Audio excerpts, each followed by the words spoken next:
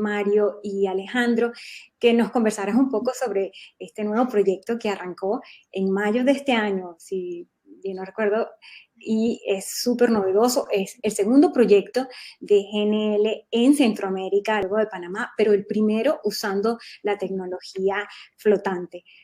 Correcto. Adelante, Ignacio. Bueno, primero que nada, Kena, muchas gracias por la invitación. Encantado de participar.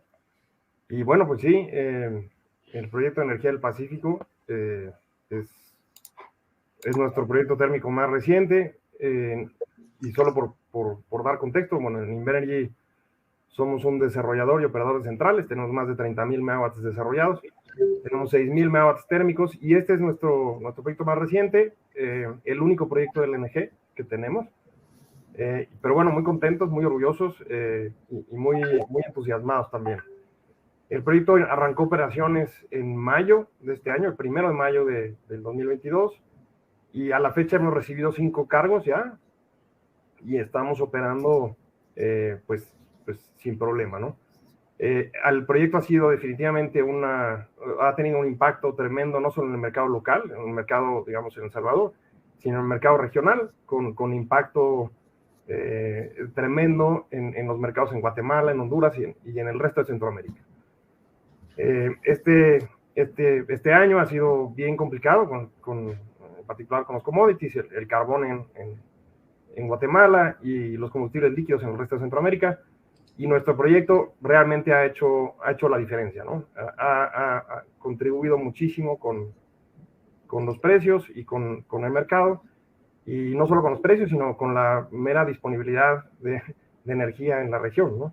Cuando se acabó el carbón en Guatemala, cuando el precio de los combustibles se fue al cielo, etcétera. Entonces, nuestro proyecto, digamos que entró en operación en una etapa bien complicada en cuanto al mercado de gas natural licuado global, pero también muy a tiempo para entrar y ¿no? Compensar un poco las dificultades que estaba teniendo la región en términos de carbón y combustibles líquidos. Entonces, muy contentos. Es un proyecto completamente integrado. Tenemos la terminal de importación, almacenamiento, regasificación flotante, como decía Kena. Tenemos un gasoducto que va desde nuestra terminal, que está a 1,5 kilómetros costa afuera, un gasoducto que va directamente hasta nuestra planta, que está en el puerto, en la costa de El Salvador, y ahí, bueno, nuestra planta son 378 megawatts, y hasta ahora operando sin problema. Muy contentos.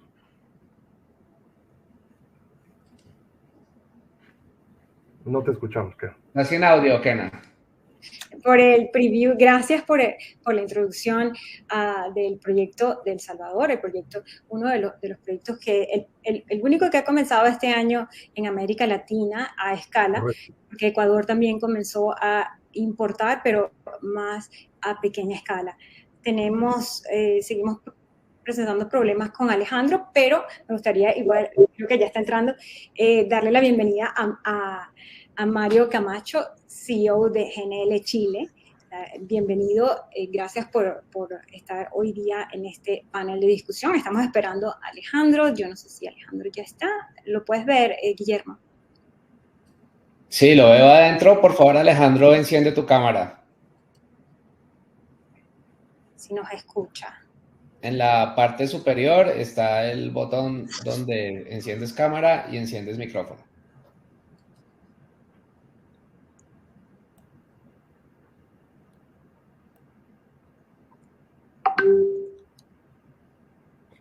Creo que puedes ir empezando, Kenan, y sí, ya me escribe que tiene problemas para ingresar. No puede ingresar. Pero bueno, para continuar, me gustaría ahora darle la palabra a Mario Camacho para que nos conversara un poco sobre cómo es la demanda de GNL en Chile, su experiencia de este mercado, cuándo comenzaron a importar y cómo son las características del mercado chileno de GNL. Muchas gracias, Kena. A ver, primero que nada, explicar el origen del proyecto de GNL Chile y de la planta de GNL Quintero. se remonta a inicios de los años 2000, cuando viene la crisis del gas argentino, así se denominó en aquella época. En los años previos, Chile había realizado inversiones en infraestructura para recibir el gas que venía desde Argentina. De ahí vienen los 4 grandes gasoductos que interconectan Chile con Argentina. Se había producido una migración del consumo y la matriz energética hacia el gas natural, y de manera muy rápida y repentina comienzan los cortes desde Argentina hacia inicio de los años 2000, y a través de una iniciativa público-privada, el gobierno de Chile decide que se tenía que buscar la independencia o la autonomía energética del país, y aparece en una primera instancia este sueño que inicialmente era casi inalcanzable de construir una terminal de importación de GNL, proyecto que demoró bastantes años en concretarse finalmente, y se produjo la firma de los contratos más o menos hacia el año 2007, los primeros contratos. Se armó un modelo de negocio bastante sui generis en aquel momento, con una planta y una empresa que se encargaba y se encarga hasta el día de hoy de la administración de los activos físicos y de la operación en sí de la planta. Esta empresa se llama GNL Quintero. GNL Chile, que es la empresa de comercialización, que es la que posee todos los contratos de compra y venta de GNL con el mercado internacional, los contratos de uso del terminal con GNL Quintero y contratos de suministro a sus diferentes clientes. Las características físicas y la construcción de esta terminal fue todo un desafío per se, dado que Chile es un país sísmico. Había que tomar bastantes resguardos, se construyeron estanques de doble contención, cada uno de ellos posicionado sobre más de 200 aisladores sísmicos. La longitud del muelle es particularmente larga comparada con otros muelles en el mundo, dadas las condiciones de oleaje de la marejada. Es un muelle de casi 2 kilómetros de largo. Y a partir del año 2009, que se inicia la operación en septiembre del 2009, se han importado más de 490 cargos hasta el día de hoy, además de haberse gestionado desvíos de algunos de estos cargos a la terminal que se construyó en el norte, la terminal de GNL Mejillones. Son más de 20 cargos que se han desviado hacia la terminal del norte. La planta en sí tiene una capacidad de regasificación contratada de 15 millones de metros cúbicos día aproximadamente. En algún momento nos dimos cuenta, junto con los clientes finales de la planta, que había un mercado insatisfecho debido a que no existe una infraestructura grande de gasoductos que puedan transportar el gas a lo largo del país. Chile es un país geográficamente bastante interesante, son más de 4.000 kilómetros de longitud que tiene el país, y se les ocurrió a los clientes la implementación de un gasoducto virtual a través de camiones de transporte de GNL. Se partió la construcción de un patio de carga de camiones que inicialmente tenía la capacidad de cargar 24 camiones al día. Se pasó una segunda etapa, es en la que estamos hoy, con la capacidad de carga de 48 camiones diarios, que equivale más o menos a 1,2, 1,3 millones de metros cúbicos en estado gaseoso. Y estamos a punto de iniciar la operación de la quinta isla de carga, que nos va a llevar a tener la opción de poder cargar 60 camiones, equivalentes a más de 1,6 millones de metros cúbicos. Es muy importante señalar que a lo largo de estos casi 14 años de operación, nunca se ha suspendido la entrega de gas debido a problemas de suministro. Debemos decir y reconocer que nuestros suministradores de GNL han tenido un comportamiento pero casi impecable, y nos sentimos muy orgullosos de haberle dado tranquilidad y garantía de suministro a el país, ya que a través de la terminal de GNL Quintero y los contratos de GNL Chile se abasteció durante todos estos años básicamente a todos los clientes industriales, residenciales, comerciales y eléctricos de la zona centro-sur del país. Hoy día el uso de la capacidad de la planta ha disminuido en relación a lo que fueron los años anteriores, y básicamente la explicación a esta disminución está dada por la llegada de la segunda ola del gas argentino, y bueno, nos tiene expectantes de ver cómo va a evolucionar este suministro, a fin de ver qué es lo que vendría para el mercado del GNL de los próximos años.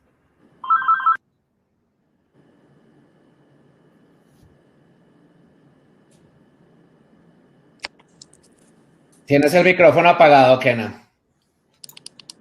Le damos gracias a Mario, te doy las gracias por esa introducción sobre el mercado de GNL en Chile. Ahora tenemos a Alejandro. Alejandro, ¿nos escuchas? Sí, gracias. Sí, perfecto, ya estás conectado con nosotros. Si podías, ya estuvimos conversando sobre el terminal de El Salvador. Mario acaba de explicar un poco las características del GNL en Chile. Ahora nos gustaría que nos conversaras sobre el GNL en Colombia. ¿Cuándo comenzó y las razones y cuáles las características de ese mercado? Sí, por supuesto, gracias. Sí, mira, en Colombia tenemos gas natural local. Tenemos aproximadamente 8 años de autonomía gasífera en el país. Más o menos unos 3.4 teras tenemos en la actualidad. Los consumos son de aproximadamente un BCF por día en el país. Y en general, digamos que la matriz energética del país es muy limpia. El 70-80% de la tensión eléctrica o de la generación eléctrica del país es atendida con plantas hidroeléctricas. El otro restante 20-30% se atiende con térmicas a carbón, con líquidos o con gas natural. Y un pequeño porcentaje, entre el 1 y 2%, proyectado, sea 2%, también estamos por debajo del 1%, con fuentes renovables, como eólica y solar.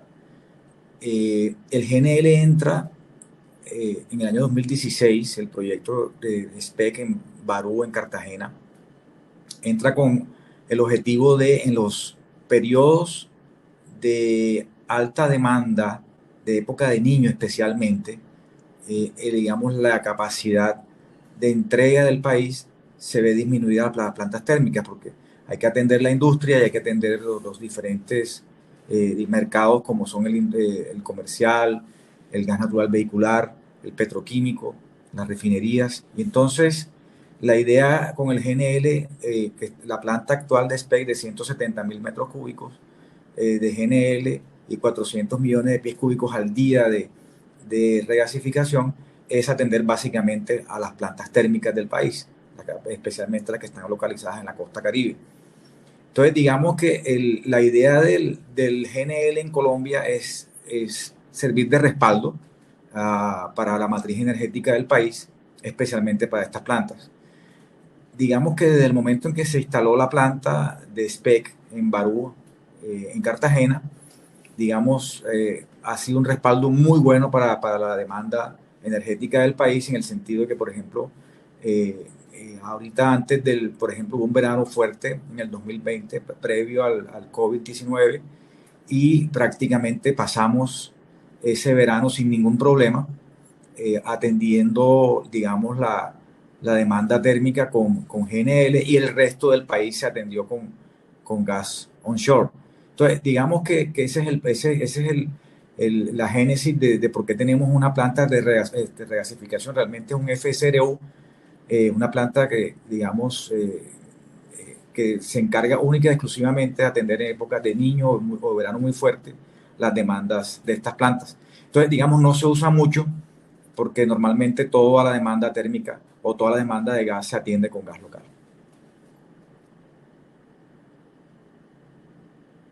Muchas gracias, Alejandro. Estábamos sufriendo porque no te conectabas, pero ya estás acá con nosotros. Gracias. Una siguiente pregunta para ustedes que están manejando el día a día las operaciones de plantas de importación de GNL en la región. Sin lugar a duda, la situación actual está afectando a todo el mundo y América Latina no escapa, por supuesto, de este impacto. A mí me gustaría preguntarle, comenzando con Ignacio, que comenzó primero, ¿cuál ha sido un poco el impacto de los precios en especial y de la situación de escasez de barcos por la situación que estamos viendo en Europa? Sí, definitivamente ha sido, digo, son tiempos bien complicados para cualquier proyecto de GNL. Nuestro proyecto, Energía del Pacífico, afortunadamente tiene un contrato de suministro de largo plazo. Este contrato, digo, fue una licitación paralela, digamos, al proyecto que lanzó el gobierno salvadoreño y se adjudicó a Shell, ¿no? Esto es información pública. Entonces, afortunadamente el proyecto tiene su contrato y hay que también resaltar que el suministrador ha cumplido el contrato y hasta ahora no hemos tenido mayor problema, ¿no? Ahora bien, durante el periodo de comisionamiento, nosotros empezamos pruebas a finales del año pasado para llegar a COD en mayo de este año, y pues todo el gas que era para el comisionamiento, tanto de la terminal como de la planta de generación, pues ese gas no lo teníamos. Entonces, realmente fue muy, muy complicado y muy costoso conseguir ese gas, ¿no? Entonces, pues sí, complicaciones, sobre todo en esa etapa final de la construcción, puesta en operación de la planta, de la terminal y de la planta, fue bien complicado. Por otro lado, también, las complicaciones de nuestra terminal en particular es que, bueno, nuestro FSRU es un FSRU de 138,000 metros cúbicos, y al final la mayoría de los cargueros que están disponibles hoy en el mundo son considerablemente más grandes, ¿no?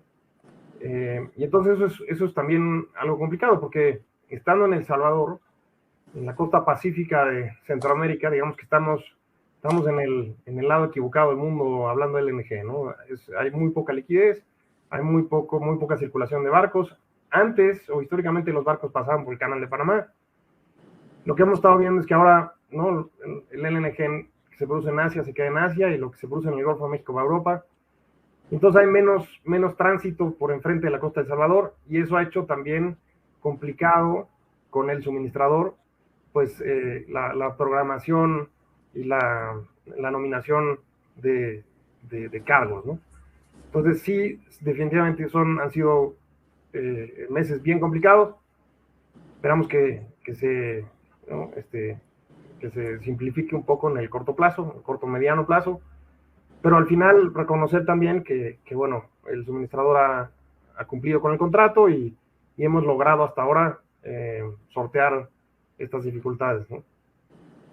Perfecto, gracias, Ignacio. Ahora nos gustaría escuchar a Mario. Mario, ¿cómo ha sido el impacto de la situación actual para Chile?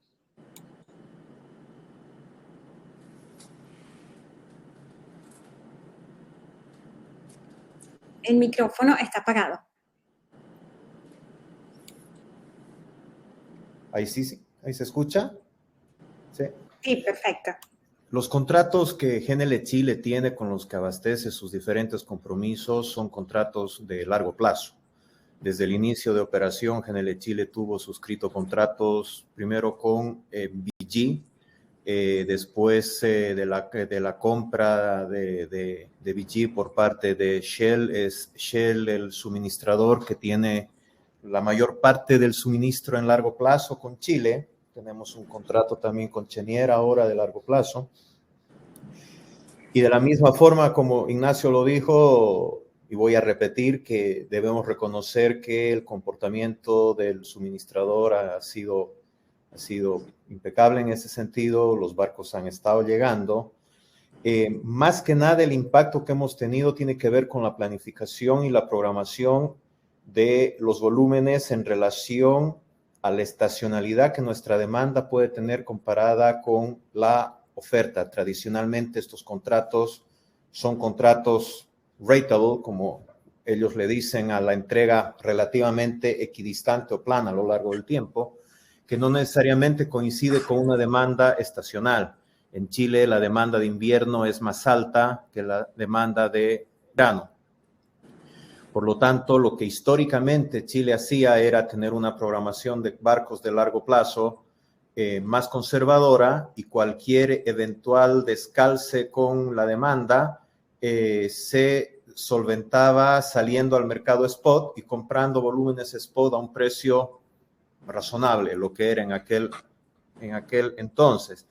Antes de la crisis hemos llegado a traer más de 10 barcos spot en un año probablemente para calzarnos con la demanda. Y lo que está pasando estos últimos años es que ese criterio de programación ha invertido un poco la lógica y hoy día es mejor programar en exceso probablemente, de tal manera de si en algún momento sobra, buscar eficiencias en el programa, que es lo que hemos hecho generando sinergias con la terminal del norte, por ejemplo, desviando algunos cargos al lado de Mejillones. Hemos dotado a la planta de Quintero con capacidad de recargar barcos, es decir, si necesitamos optimizar almacenamiento, es muy factible pensar en traer una unidad de almacenamiento, recargarlo probablemente, dar el tiempo suficiente para que se generen los espacios en los estanques, porque el otro driver de decisiones que tenemos en Chile, y lo repito, en el anterior punto también lo mencioné, es gas de Argentina. En los últimos años, en el periodo octubre-abril, el gas argentino ha estado llegando, Argentina ha estado cumpliendo con sus compromisos, y eso también nos permite permite a los clientes finales ecualizar un poco sus demandas y sus consumos, haciendo un balance y procurando optimizar lo que es el suministro de GNL con gas argentino. Pero desde el punto de vista precios o desde el punto de vista de falta de abastecimiento, al menos hasta hoy, no hemos tenido ningún problema generado por la crisis del mercado en Europa. Perfecto, muchas gracias. Y haciendo la misma pregunta a Alejandro. Alejandro, ¿cómo ha impactado la situación? Sí, gracias, Kena. En el caso de Colombia, a diferencia de lo planteado por mis dos colegas de panel, digamos que el tema del aumento de precios en el mercado de GNL no nos ha impactado, y además el suministro, y tampoco el suministro, porque nos coincidió, digamos, el último periodo de verano en el 2020, verano fuerte, y luego vino el COVID. Y ahora mismo estamos en Niña, aquí en Colombia, en la costa Caribe, digamos, en general en Colombia. Entonces tenemos un exceso de lluvias. Tenemos los embalses del país a más del 85% en este momento. Y digamos que el GNL no ha sido requerido en gran cantidad para atender demanda térmica. Y por eso no ha impactado ni precios internacionales, ni los suministros, ni nada de eso. Pero sí se ha visto impactado. Teníamos un plan de crecimiento de la planta de Cartagena, de Barú, de SPEC, para estos próximos 2 años, y ya estábamos coordinando la negociación de un contrato de un nuevo barco para ampliar la capacidad del FCRU por otro FCRU más grande, pero a raíz de la guerra de Ucrania, digamos, como no habíamos cerrado ese contrato, perdimos la oportunidad de negocio con el fabricante y se fueron a Europa, o se fue a Europa ese barco que ya estábamos negociando. Entonces, digamos que ya estaba listo inclusive. Entonces, digamos que nos afectó fue por un proyecto que tenemos de ampliación para atender otros mercados diferentes, digamos, dentro de Colombia y ahí al colombiano. Entonces, digamos que lo que tiene que ver con el suministro, pues no, aquí no hemos tenido ningún problema en Colombia, ni de energía eléctrica derivada de gas natural, ni mucho menos de gas natural. Y de GNL tampoco, porque definitivamente la demanda ha bajado sustancialmente en estos 2-3 años casi, por los 2 eventos que les comento, tanto la epidemia del COVID como la situación que estamos afrontando en este momento, que es el fenómeno de la Niña, y por ejemplo en este momento para que estuviéramos entrando en un verano fuerte, y para nada, estamos con lluvias que inclusive han sobrepasado el 60% digamos, de las precipitaciones normales que se dan en nuestro país en lo que va de este fin de año. Entonces, aquí no ha afectado esta situación coyuntural que se está dando alrededor del mundo en la parte del suministro de GNL. Perfecto, muchas gracias, Alejandro. Ahora para la última ronda de preguntas. me gustaría saber si existen planes de expansión a futuro. Se habla mucho de los proyectos relacionados con hidrógeno, con amoníaco. ¿Hay alguna de esos proyectos visualizados en Colombia, en El Salvador o en Chile? Relacionados directamente con los negocios que ustedes están haciendo, por supuesto. Empezamos contigo, Ignacio. Pues mira, desde luego sí hay planes de expansión, por ahora no relacionados con amoníaco, con hidrógeno, etcétera. En realidad, bueno, nuestra terminal es nueva, es nuevecita, y tiene un potencial de optimización y de aumentar el aprovechamiento de la terminal, sobre todo la terminal, pues muy, muy relevante, ¿no? Entonces, lo que estamos tratando de hacer,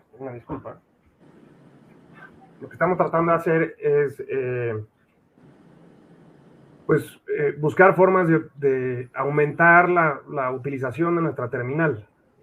Como saben, nuestra terminal tiene por ahora un solo cliente, que es la planta de generación, y eso también ha sido parte de la complicación en la gestión del gas, en la nominación y en agendar la entrega de cargos. Entonces, en la medida que aumentemos más clientes o más usuarios de esa terminal, pues ayuda al proyecto en todos sentidos, ¿no? Hoy, nuestra terminal, para nuestra planta de 378 megawatts, operando, digamos, a carga base, sin parar, a carga nominal, pues necesitaríamos recibir un cargo cada 45 días, ¿no? Cada mes y medio. Entonces, claramente la terminal tiene capacidad de sobra, y en la medida que encontremos nuevos clientes, idealmente en la región, y cuando hablo de la región, pues la costa pacífica de México, la costa del Pacífico en Centroamérica, Colombia, Ecuador, etcétera, pues aumentaríamos la utilización de esa terminal, beneficiando al proyecto y potencialmente también a otros proyectos en la región, ¿no? Entonces, digamos que nuestros planes de expansión van por ahí, en tratar de buscar, desarrollar, colaborar con otros proyectos. Y también mencionar, tenemos un proyecto para una estación de compresión al lado de nuestra planta de generación en el puerto de Cajuta, en El Salvador, para distribuir gas natural comprimido en El Salvador. Entonces, en eso estamos también ya bastante avanzados y bueno, próximamente ojalá podamos anunciar más cosas, ¿no? Gracias, Ignacio. Ahora, Mario, ¿hay algún proyecto de expansión en Chile?